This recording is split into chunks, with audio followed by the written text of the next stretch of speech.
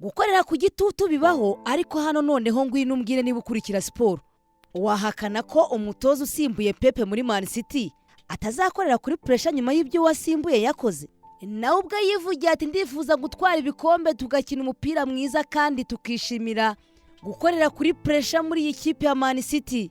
Ayo ni amagambo y'umutoza Enzo Maresca watangajwe ku mugaragaro n'ikipe ya Manchester City nk'umutoza mushya. Yasinye amasezerano azamugeza muri Kamena 2029 nyuma y'uko impande zombi zari zamaze kumvikana kuva muri Gicurasi uyu mwaka mu kwezi kwa gatanu.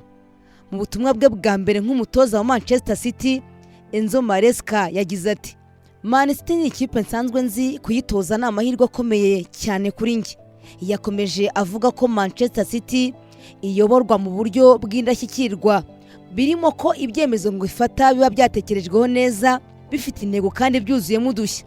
Enzo yanagaragaje gahunda afite kuri iyi kipe maze agira ati ndifuza ko dutwara ibikombe tugakina umupira mwiza kandi tukishimira igitutu, pressure no guhagararira Manchester City.